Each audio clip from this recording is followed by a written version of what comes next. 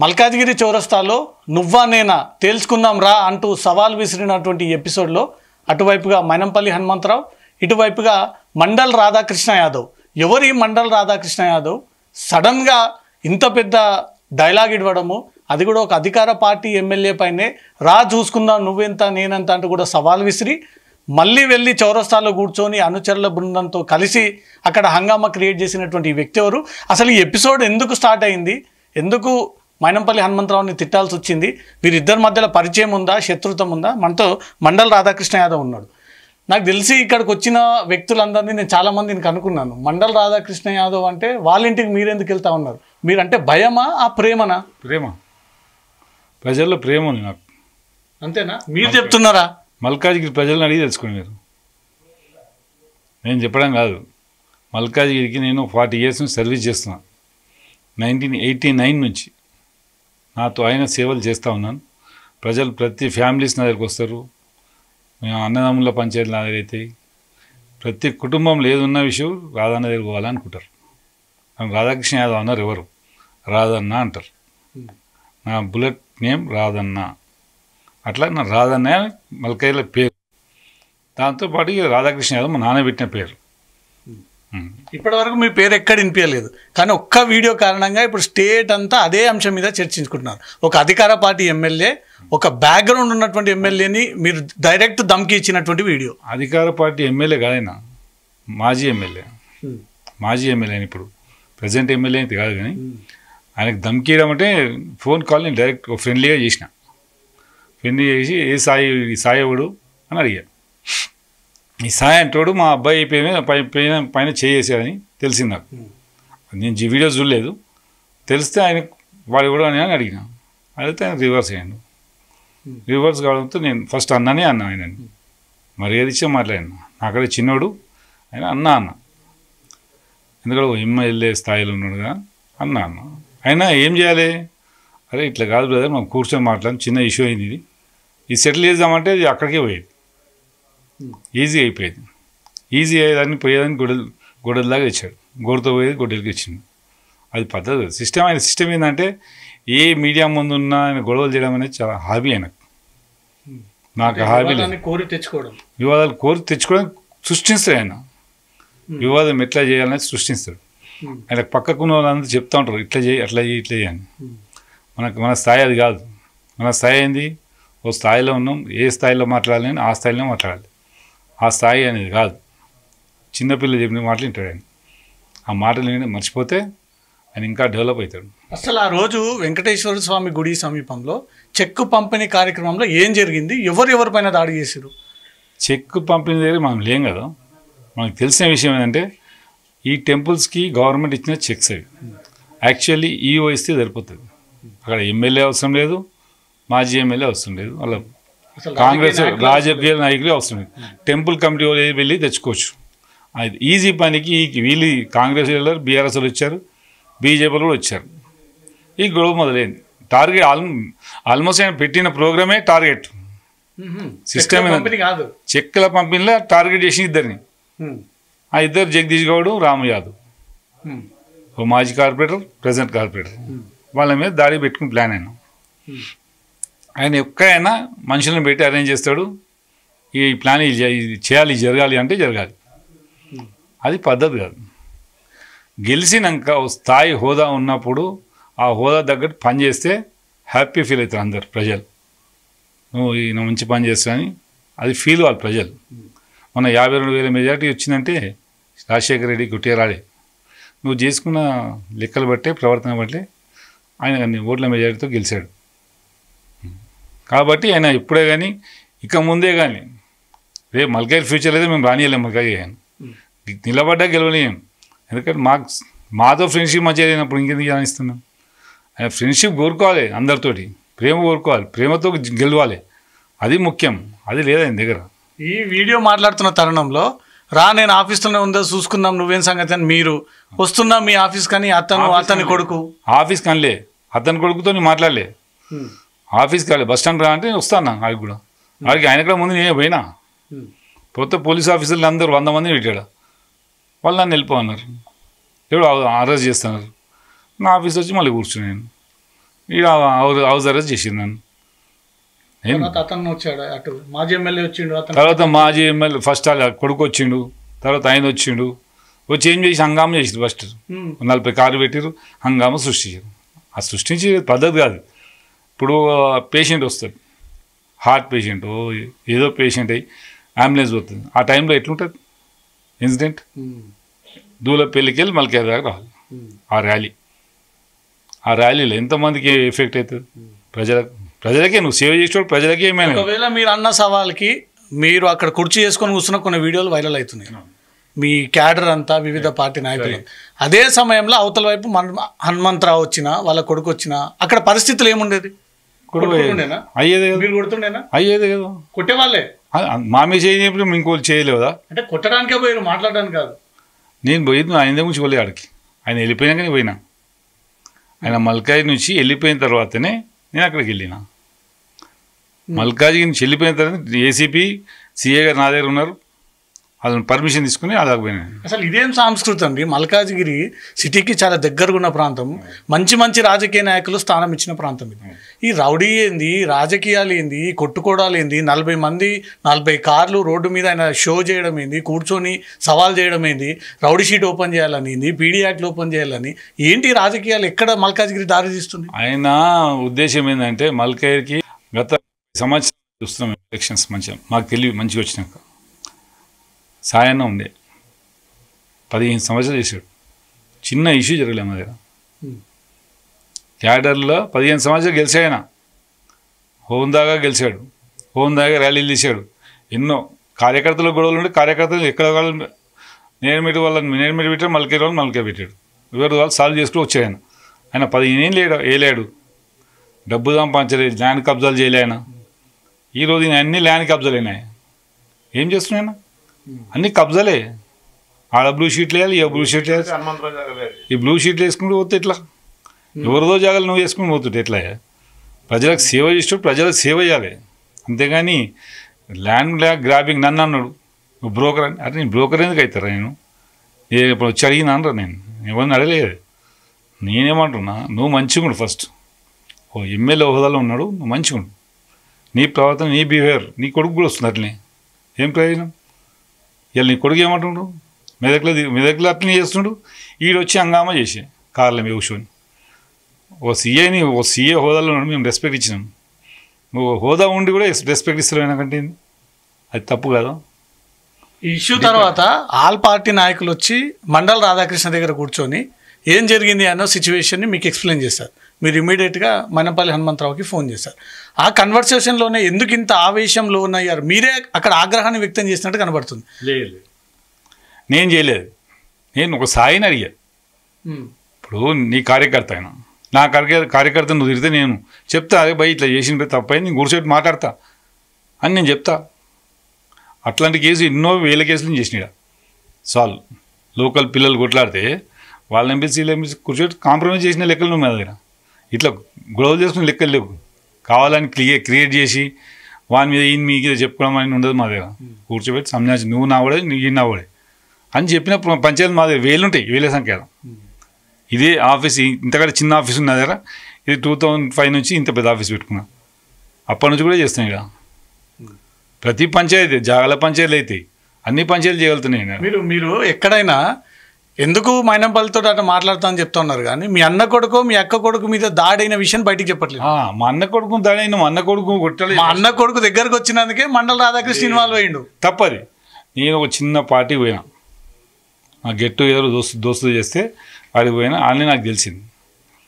మా ఫ్రెండ్స్ కూడా చెప్పిన ఇట్లా చిన్న కొట్టిన యాపన్ పోయి పార్టీ విషయం మనకు సంబంధం లేదు, మనం పార్టీలు లేం, మనకు సంబంధం లేదు, వదిలే అన్న. చిన్న ఇష్యూ అది, పోయేదాన్ని ఎందుకని నేను అప్పుడే చెప్పేసిన అన్నీ మా దోస్తులందరికీ. మీరు కావాల్సే మా దోస్తుని ఇప్పుడు పోయి ఇంటర్వ్యూ చేసి శేఖర్ అని ఉంటాడా, ఆయన పోయి అడుగు ఏం చెప్పొచ్చినాను. నేను చేసి వచ్చి పడుకొని లేచి వాకింగ్ పోయినా. వాకింగ్ పోయి వచ్చినాక అందరూ వచ్చింది దానికి, ఆల్ పార్టీస్ వచ్చినప్పుడు నేను వచ్చిన వాకింగ్కే చక్కగా ఆఫీస్ స్థానంలో మీ అన్న కొడుకు లేకపోతే వేరే వ్యక్తి గాయాలైన ఉంటే, దెబ్బ తగిలి ఉంటే మీరు ఇదే రేంజ్లో రియాక్ట్ అయ్యే వాళ్ళ? డెఫినెట్లీ. ఎందుకంటే వాళ్ళు నా కార్యకర్తలు, నా ఫ్రెండ్స్, మా నాయన ఫ్రెండ్స్ వాళ్ళ పిల్లలు అట్లనే రియాక్ట్ అవుతాయి కంపల్సరీ. ఇద్దరు కొడుకులే నాకు, జగదీష్ గౌడ్ కొడుకే, రాము గౌడ్ కొడుకే, రామ్ యాదవ్ కొడుకే. కొడుకులో వరుస గౌడైనా నాకు కొడుకు వరుసాడు. అట్లా చేయం మేము కొట్లాడుకున్నా కూడా కాంప్రమైజ్ అయ్యే పద్ధతి మా మల్కాయిలో ఎప్పుడు దుష్మన్ ఉండదు. వీడు వచ్చినాకనే ఈ దుష్మన్లు విరిగినాయి మల్కాయిలో. ఈ జగదీష్ గౌడ్ అంటే ఆయన తేకురా నాయన వద్దు, ఆయన దేకురాబోయి నాకు తెలిసి ఆయన గుణం అంటే కూడా వీళ్ళందరూ నా భయానికి వీళ్ళందరూ వాడు చేరి ఆయన తెచ్చుకున్నాను. వీళ్ళు దెబ్బలు తిన్నది వాళ్ళే కదా, నేను కాదు కదా. ఎందుకు ఈ ఇష్యూ తర్వాత ఎమ్మెల్సీ కవిత ఫోన్ చేసి మీరు వీడియో కాల్ మాట్లాడుతున్నట్టు కవిత ఫోన్ చేసిందా, కవితకు మీరు చేశారా? నేను వాళ్ళే చేసి అక్కడ నుంచి చేస్తే మాట్లాడినా, మీరే తెచ్చిపెట్టిరమ్మా, మీరే పైకి లేపారు, ఈ విధంగా చేస్తున్నాయినా, మీరు చేసిన పద్ధతే ఈయన ఈరోజు ఈ స్థాయికి ఎదిగినా మీ వల్లనే అని చెప్పిన కవితమ్మకు. తర్వాత ఇంకో వీడియో ఒకటి ట్రోల్ అవుతుంది. ఫస్ట్ మైనంపల్లితో మాట్లాడిన వీడియో ఒకటి, రెండు కవిత చేసినటువంటి వీడియో ఒకటి, మూడోది మీ ఫ్రెండ్ ఎవరో రాధా బాగున్నావా అని అనుకుంటేనే నీకు డక్కా కొడుతున్నట్టు. నా ఫ్రెండ్ కదా ఆయన, స్టార్ రాజా అని వాళ్ళ ఫ్రెండ్. ఎవరు ఫ్రెండ్? హనుమంతరావు శిష్యులు. ఓకే. ఈ పని చేసేదంతా హనుమంతరావే శిష్యులతో. నాకు ఇలా 30 కాల్స్ దాకా వచ్చినాయి. ఇలా తిట్టించాను, బెదిరింపు కాల్స్. నేను కొన్ని కాల్స్ పెట్టినాను రికార్డ్, నా ఐఫోన్లో రికార్డ్ కావాలి కాబట్టి ఫోన్ నెంబర్స్ ఉన్నాయా. కానీ అట్లా తప్పది, నువ్వు ఒక స్థాయిలో నడవు. నేను కూడా చేయొచ్చు, నా ఫ్రెండ్స్ అందరు ఉంటారు, వాళ్ళకి కొట్టొచ్చు అందరు. అది తప్పు. మనం మాట్లాడాలి, నీతో దమ్మంటే నాతో మాట్లాడు. అది రాంగ్ అయింది అన్నాను, లేదు రాంగ్ అయింది తమ్మి అన్నాను, నేను మాట్లాడతాను. అది పద్ధతి. కానీ ఇదేందో ఆడు ఇటు ఫోన్ చేయడు నాకు, వాళ్ళకి భయపడతాను నేను. నీకు తెలియదా, నా స్థాయి కూడా పెద్ద స్థాయి. మీకు ఫోన్ చేసి రాధా నువ్వు రౌడీ షీటర్ తెలియదా, నువ్వు ఏ స్థాయి నుంచి వచ్చినావు, నువ్వు ఎక్కడెక్కడ ఏం చేసినావు అవన్నీ మాకు తెలియదా, నువ్వు ఎట్లా వచ్చినావో తెలియదా అంటూ కూడా మీకు ధమ్కిస్తున్నావు. దానికి ఎందుకు మీరు సమాధానం చెప్పలేకపోయారు? నేను వాళ్ళతో మాట్లాడొద్దని కట్ చేసిన. భయపడినట్టే నేను రాధా భయపడ్డాడు. భయపడమనే మా జీవితమే లేదు. మరి ఎందుకు ఫోన్ కట్ చేసి? చూడు, వాడి వయసు, వాడిని మాట్లాడే విధానం, వాడు నా పిల్లగాడు, బచ్చగాడు నాకాడు. వాడితో నేను మాట్లాడతా, నా స్థాయితో మాట్లాడగలుగుతా. నా స్థాయిలో ఇప్పుడు హనుమంతరావు అంటే అయినా చిన్నపిల్లలు మరొకడు వింటాడు, మనం వినమట్లా. ఈ చిన్నపిల్లలు చెప్తుంటే అది వినం, విని ఎంక్వైరీ చేస్తుందని. ఎంక్వైరీ చేసినాక డిసిషన్ తీసుకుంటాం, ఇది మాట్లాడాలా వద్దా. అట్లా ఉండాలి. వాడు చెప్పింది మనం చేద్దామంటే అవుతుందా? అది పద్ధతి కదా. ఒక వీడియోతో హీరో అయిన మండల్ రాధాకృష్ణ రెండో వీడియోతో జీరో అయిపోయాడు, భయపడి ఫోన్ కట్ చేసిండు. అంత సీన్ ఎవరికి లేదు. మండల్ రాజు ఎవరికి భయపడ్డాడు. ఆ స్టార్ రాజు అంటాడు ఇప్పుడు రమ్మని వాళ్ళకి ఎక్కడ రాలేడు. ఏం చేస్తారు? రాలేడు. ఏం చేస్తారు? నేను వచ్చేదేముంది, నా పిల్లలు చూస్తారు. మా పిల్లలు లేరా? మీరే పద్ధతిగా మాట్లాడాలి అనుకుంటేనే మా పిల్లలు చూస్తారు అంటే ఒక బెదిరింపే కదా. నన్ను బెదిరించినప్పుడు మా పిల్లలు కూడా లీగల్గా పోండి, లీగల్ కేసెస్ పెట్టాలి కదా. నేను ఇప్పుడు ఆల్రెడీ నెంబర్ ఇచ్చేసిన, అది డిపార్ట్మెంట్కి నా నెంబర్ ఇచ్చేసిన, ఈ నెంబర్ మీద ఇట్లా వచ్చింది అని చెప్పిన. ఆల్రెడీ అది పెట్టినా టీసీ అని. మీరు అంటున్నారు మల్కాజ్గిరిలో ఒక పెద్దరికంగా ఉంటున్నాను, ఏ సమస్యలు వచ్చినా నా దగ్గర తీసుకొస్తాను. కానీ ఈ స్థాయిలో ఎందుకు వాళ్ళు ఫోన్ చేసి మిమ్మల్ని ఇంత దూషించారు? అసలు మండల్ రాధాకృష్ణ అంటే ఒక రౌడీ షీటరా? మండల్ రాధాకృష్ణ రౌడీ షీట్ చేసింది హనుమంతరావు. నాకు కేసెస్ అయింది ఒక ఎలక్షన్ కేసు. నాకు 52 ఏళ్ళ చరిత్రలో ఒక ఎలక్షన్ కేసు, ఒకటేమో పోలీస్ కేసు. పోలీసులకు నాకు ఆర్గ్యుమెంట్ అయింది. ఈ 2 కేసులు కేసు అంటారా మీరు? ఈ 2 కేసులు కేసు అంటారా అని అడుగుతున్నాను మిమ్మల్ని. ఈ 2 కేసులు మామూలు కేసులు కొట్టేసి కూడా కోర్టులో. దాని మీద రౌడీ షీట్ ఓపెన్ చేసిరా? పోలీస్ షీట్ ఓపెన్ చేసి కానీ ఓపెన్ చేయలేదు. నేను ఆర్డర్ తెచ్చుకున్నాను కోర్టు నుంచి. ఓకే. మరి రౌడీ షీట్ కానప్పుడు అతను ఫోన్లో నువ్వు రౌడీ షీటర్ కాదా అంటున్నాడు. అంటారండి. అరే ఒక మంచి వ్యక్తిని రౌడీ షీటర్ అంటే ఎట్లా సాగిస్తారు? వినండి, రౌడీ షీట్ అనేది బిరుదు చేసుకుని ఇంతకుముందు హనుమంతరావు రౌడీ షీటు. వాళ్ళు మర్డర్లు చేసిరు, అటెంప్ట్ మర్డర్ చేసిరు, మేమేం చేయలేదే, ఎవరి మీద ఇవ్వలేదే, ఇప్పటిదాకా ప్రజల మీకు రాలేదే. నాది ఎలక్షన్ కేసు ఒకటి పోలీస్ కేసు. పోలీసులతో ఆర్గ్యుమెంట్ అయింది. నాకు బోనాల జాతరకు ఆర్గ్యుమెంట్ అయింది, అదొక కేసు, అది కూడా కొట్టేసిరు. పోలీస్ డిపార్ట్మెంట్ అంతా ఒకటే వైపు చెప్పిర్రు. జడ్జి ఇదేంది అంత పాఠం నేర్చుకురా అన్నాడు. ఇది పద్ధతి, ఇది ఒకటే లెసన్ చెప్తుంది మాకు, అది కాదని కొట్టేసి ఆ రెండు మినహా రాధాకృష్ణ మీద ఇప్పటి వరకు ఏ పోలీస్ కేసు లేదు. పిట్టి కేసే లేదు, ఇన్వెస్టిగేషన్ పిట్టి కేసు లేదు. మరి అట్లాంటి మిమ్మల్ని మండల్ రాధా రౌడీ షీటర్ అని అంటే మీరు ఎట్లా సాగిస్తారు? నేను సహించట్లే బాస్. ఇప్పుడు చిన్నవంతులు మేము మాట్లాడతాం, మనం ఆర్గ్యుమెంటు ఏ స్థాయిలో మాట్లాడాలో ఆ స్థాయిలో మాట్లాడతాం. నా స్థాయిలో ఉన్నతో మాట్లాడమని మాట్లాడతాం. గుణపాఠం చెప్పడానికి సిద్ధంగా ఉన్నారు. గుణపాఠం చెప్పుకుంటాం కదా, ఎదుర్కోవాల్సిందే. అంతే కదా. ఇప్పుడు హనుమంతరావు ఎదుర్కోవాల్సిందే. మల్కాయిలో జీవితంలో గెలవలేడు ఈయన. ఇది ఛాలెంజ్. మల్కాయి ప్రజలు డిసైడ్ అయిపోయారు, హనుమంతరావును గెలవనివ్వము అంటున్నారు. రాధాకృష్ణ చెప్తే ఎన్ని ఓట్లు ఆగుతాయి? అరే 15,000 అయితే ఓట్లు అవుతాయి కదా. 15,000తోటి ఒక ఎమ్మెల్యే ఆగిపోతాడా గెలవకుండా? అవును, ఎందుకు ఒక్క ఓటుతో ఆగుతాడు. ఒక్క ఓటే సింపుల్, ఒక్క ఓటు చాలు గెలవడానికి. అంటే మొత్తం ఓటు వేయొద్దని చెప్తారా? ఈయనకి ఓటు వేయొద్దని చెప్తారా? వేయొద్దంటాం. ఎందుకు ఓట్లు వేయొద్దంటాం? ప్రజాస్వామ్యం అండి. ఓటు వేసే హక్కు అందరికీ ఉంటుంది. ఓటు వేయాలి, కానీ క్యాండిడేట్ని గుర్తుపెట్టుకుని ఓటు వేయాలి.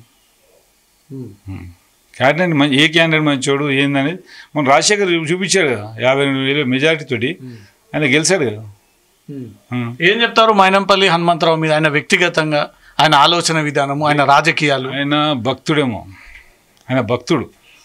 అంటే గుళ్ళకి పోతుంటాడు. ఆ భక్తి పద్ధతిని ప్రజల్లో ఉండి ప్రజలకు సేవలు చేయమని, ప్రజలకు సేవ చేస్తూ గుర్తింపు చేసుకోవాలి. కానీ ప్రజల్ని కొట్టిపిస్తామంటే ఎవడు ఊరుకోడు. తిరగబడితే అందరు తిరగబడతారు. మైనంపల్లి హనుమంతరావు అధికార పార్టీ బీఆర్ఎస్లో ఉన్నప్పుడే సొంత మంత్రులతోటి సవాల్ చేసి తిట్టి బయటకు వచ్చిన వ్యక్తి ఏ పవర్ లేని రాధాకృష్ణతోటి పెట్టుకున్నాడు అంటే చాలా చిన్న కదా మీరు ఆయన కింద. ఆయనకి చిన్న, ఆయన నా పవర్స్ అన్నీ ఆయనకు తెలుసు. నాకున్న పవర్స్ నాకుంటాయి. నేను ఇండివిజువల్గా తెచ్చుకున్న పవర్స్ అయినాయి. సంపాదించింది కాదు, రాజకీయం లేదు నాది. డే 1 నుంచి నా పేరు రాధన్న అంటారు అందరూ. రాధన్న పేరే మల్కాయి కాదు, మేడ్చల్ జిల్లా ఇక్కడ సిటీ మొత్తంలో నా పేరు రాధన్న అంటారు ఫస్ట్ నుంచి. రాధన్న గుర్తింపే ఎక్కువ. ఎంతమంది రాజకీయ నాయకులు మీ దగ్గరకు వస్తున్నప్పుడు వేరే రాజకీయ నాయకుడు ఎందుకు? మీరే ఒక రాజకీయంగా అవతారం ఎత్తి ప్రజలకు సేవ చేయొచ్చు కదా ఎమ్మెల్యే రూపంలో. నాకు 2009లో టికెట్ వచ్చేది రాలేదు. ఏ పార్టీ నుంచి? టీడీపీ నుంచి. ఓకే. ఆ రోజు టీడీపీ నుంచి నాకు టికెట్ వస్తే నేను ఎమ్మెల్యే, పర్మనెంట్ ఎమ్మెల్యే అవుతుంటా మల్కాయికి. ఇప్పుడు లేదా అవకాశం మీకు? టీడీపీ లేదు కాబట్టి నేను పోయిన మళ్ళీ పక్కన పెట్టండి, వేరే పార్టీలో వేరే పార్టీలోకి పోయే ఆలోచన నాకు లేదు. మొదలు అసలు మీరు అన్న టీడీపీ లేదు కదా ఫస్ట్, ఇక్కడ లేదు, ఇక వదిలేసినాం కదా. అందుకే సైలెంట్ మళ్ళీ సర్వీస్ చేసుకుంటున్నాం. పార్టీ ఉంటే పార్టీలో చేరే ఆలోచన లేదు. లేదండి, ఇప్పుడైతే లేదు. ప్రస్తుతం ఇండివిజువల్గా చేయండి, ఇండిపెండెంట్గా చూద్దాం, ట్రై చేద్దాం ఇన్ ఫ్యూచర్. ఇప్పుడు మీరు అన్నట్టు అవతల వ్యక్తికి ఓట్లు వేయకండి అని చెప్పే బదులు నేనే నిలబడుతున్నా నాకు ఓటేయండి నేను అడగొచ్చు కదా. 5 లక్షల ఓట్లున్నాయండి మల్కాయి కాన్స్టిట్యున్సీలో. 5 లక్షల చులుక పై ఉంటాయి. కాబట్టి ఇప్పుడు 5 లక్షలు నాకు 30,000-40,000 పడితే నేను గెలవలేను కదా. ఇండిపెండెంట్గా నిలబడ్డా కూడా 30,000-40,000 పడితే నేను గెలవలేను. నా క్యాస్టే, ఆల్ క్యాస్ట్ ఉంటారు నా దగ్గర. అందరు క్యాస్ట్ వాళ్ళు ఉంటారు. ఎస్సీ ఉంటుంది, బీసీ ఉంటుంది, మైనార్టీస్ ఉంటారు, బ్రాహ్మిన్స్ ఉంటారు. నా ఫ్రెండ్స్ అందరు ఓట్లు వేసినా కూడా 30,000 అవుతాయి. కానీ అందరూ రాధాకృష్ణ గెలుస్తా అనుకోవద్దు కదా. ఇప్పుడు ఇండిపెండెంట్ అది అదృష్టం ఉండాలి దానికి.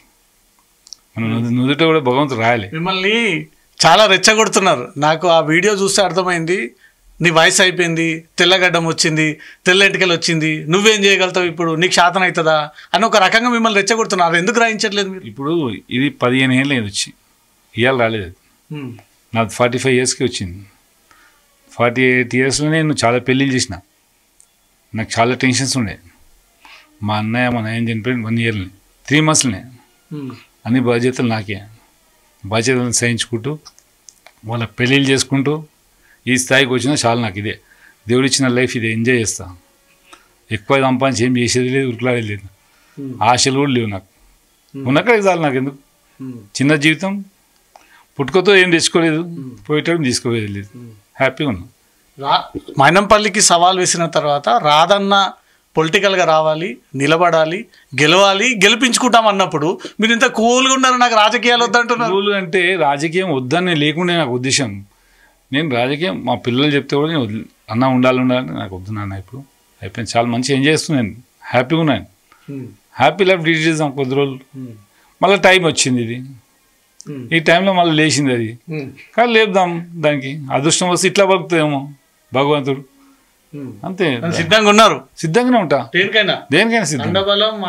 అన్ని ఉన్నాయి, అన్ని బలాలు ఉన్నాయి. ఎలక్షన్ టికెట్ ఇస్తే పార్టీ ఇస్తే నిలబడతాం రెడీ. మీకు సొంత కుటుంబ సభ్యులే బీఆర్ఎస్ పార్టీగా మాజీ మంత్రి పనిచేసిన రికార్డు ఉంది. మాజీ మంత్రిగా పనిచేసిన మీ ఫ్యామిలీ మెంబర్సే ఉన్నారు. ఎందుకు బీఆర్ఎస్ తరఫున మీరు లీడ్ తీసుకోవచ్చు? లేదు, మాజీ మంత్రి బీఆర్ఎస్లో ఉన్నాడు కాబట్టి నేను బీఆర్ఎస్లో పోలేదు. అంటే ఆయన కాన్స్టిట్యున్సీ వేరు, మీ కాన్స్టిట్యున్సీ వేరు. లేదు పోలేదు, అందుకే నాకు ఇష్టం లేకనే పోలేదు. అంటే మరి ఇద్దరి మధ్యలో మళ్ళీ ఏమన్నా రైవాలిటీ వస్తుందన్నా? లేదు, నేను మాకు ఇష్టం లేదు అట్లా పోదని అనుకుని డిసైడ్ అయిపోయినా. అంటే మీరు ఎప్పుడైనా ట్రై చేశారా బీఆర్ఎస్లోకి పోదామని? మొన్న చేసినా అక్కడ దాకా వచ్చింది అది టికెట్. మర్రి రాజశేఖర్ రెడ్డికి మీకు ఎట్లుంది సన్నిహితం? ఆయన నాకు ఫ్రెండ్లీగా మంచిగా ఉంటాడు, చాలా బాగుంటాడు. వ్యక్తిగతంగా మంచి పనులు చేస్తాడు ఆయన, సాఫ్ట్ నేచర్. అలాంటి కూడా ఎమ్మెల్యే ఉండడం చాలా గ్రేట్గా ఫీల్ అవుతాం. మేము ఏ పార్టీలో ఉన్నా రేపు ఆయన ఉన్నా కూడా మంచి వ్యక్తి అని మనం చెప్పాలి. చెడు వ్యక్తిలాగా మీరు మంచిని చెడు చేయాలంటే చేయొద్దు మనం. ప్రజలు కూడా నిర్ణయిస్తారు కదా ఎవరు మంచి ఎవరు లేదని. కాబట్టి ఆయన మంచి వ్యక్తి చాలా. మల్లారెడ్డి లాంటి వాడు అయితే కాదు, మల్లారెడ్డిని కూడా ఎత్తుకొని తిరిగిన నేను. మల్లారెడ్డి టీడీపీలో ఎంపీ చేసింది, నేను ఎత్తుకొని తిరిగి ఎంపీ చేసిన ఆయన కూడా చెప్తాడు, ఎలా కూడా చెప్తాడు ఆయన. గౌరవం ఇస్తాడు, డెఫినెట్లీ ఇస్తాడు. కలిస్తే మాత్రం నా అన్న గెలిచిపించింది నన్ను 4 ఎంపీ, ఈ రోజు దాకా నేను పొలిటికల్ ఉన్నా అంటాడు. ఆ స్థాయి మాకు ఆ పేరు రాదు మాకు. ఆయన అంటాడు ఏడగలిసిన అన్న నువ్వు పెట్టిన భిక్ష మంచిగా ఉంది అన్న అంటాడు. మరి ఇంత మంచిగా ఉన్న మల్లారెడ్డికి ఇవన్నీ చేయకుండా, అక్రమాలకు దౌర్జన్యాలకు పోకుండా సాధారణ జీవితం బతకండి అని చెప్పొచ్చు కదా. మల్లారెడ్డి అక్రమాలు ఏం చేస్తుండు? అరే అక్రమాలు ఏం చూస్తున్నాయి మొత్తం. ఇప్పుడు హైడ్రా వచ్చి కూల్ చేసేది, సార్ పార్టీలో ఉన్నప్పుడు అన్నీ చేసుకుంటారు సార్. ఎవరైనా చేస్తారు, ఎవరైనా చేయరు సార్, అందరూ చేస్తారు. హనుమంతరావు చేయట్లేదా ఏం? ఓకే, మల్కాజ్గిరి ప్రజలకు ఏం చెప్తారు మొన్న జరిగిన ఈ ఘటన మీద? మల్కాజ్గిరి ప్రజలందరూ గమనించాలి, ఇలాంటి మైనంపల్లిని మనం ముందుకు రాని ఇన్ ఫ్యూచర్లో ఆయన వచ్చి నిలబడ్డా మనం ఓట్లు వేయకూడదు. మనం ఇది మల్కాజ్గిరి ప్రజలందరూ చాలా ఆలోచించి ఓటేసేది నేర్చుకోండి. మనిషికి డబ్బుల మీద ఆశ చూపి ఓట్లు వేయడం అనేది మంచి పద్ధతి కాదు. డబ్బులు ప్రజలు కూడా తీసుకోవద్దు, తీసుకొని ఓటు వేయకూడదు. మీరు సేవ చేస్తే మీకు సేవ చేయించుకోండి. ఎమ్మెల్యే గెలిచిన తర్వాత సేవ చేసుకుని నా కాలనీకి ఇది కావాలి, నా బస్తీకి ఇది కావాలి, ఈ పద్ధతిలో చేసుకోండి. మీకు వచ్చే బెనిఫిట్స్ ఏమంటే ఆ బెనిఫిట్స్ పొందండి, అది బాగుంటుంది. కానీ డబ్బులు 1000-500కి ఇచ్చి అది అమ్ముడు పోకుండా బాగుంటుందని ప్రజలకి విన్నపం. రైట్, ఈ మల్కాజ్గిరిలో జరుగుతున్నటువంటి హాట్ టాపిక్ పైన మండల్ రాధాకృష్ణ ఒక క్లారిటీ ఇచ్చాడు. ఎందుకు ఆ పరిస్థితి స్టార్ట్ అయింది, ఎందుకు నేను ఇన్వాల్వ్ అవ్వాల్సి వచ్చింది, ఆ తర్వాత జరిగిన పరిణామాలు ఏంటి, నేను సవాల్ విసరడము, ఇమీడియట్గా ఆ టీం అంతా అక్కడ రావడము, పోలీసులు మమ్మల్ని నిలిపేసి ఎక్కడికక్కడ చెదరగొట్టి పంపించారు. నేను దేనికైనా ఎదుర్కోవడానికి సిద్ధంగా ఉన్నాను. నేను అడిగింది ఆ వ్యక్తులు మా వ్యక్తులపైన ఎందుకు దాడి చేశారని ఒక విషయం పైన మాత్రమే. కానీ మాజీ ఎమ్మెల్యే కొంచెం దురుసుగా ప్రవర్తించే ప్రయత్నం చేశాడు. ఇవన్నీ ప్రజలందరూ గమనిస్తూ ఉన్నారు. కాబట్టి రాబోయేటువంటి ఎన్నికల్లో సరైనటువంటి వ్యక్తికి పట్టం కట్టండి అంటూ మాత్రం మండల్ రాధాకృష్ణ చెప్తా ఉన్నారు. కెమెరా పర్సన్ కృష్ణతో రవితేజ, జీ న్యూస్, హైదరాబాద్.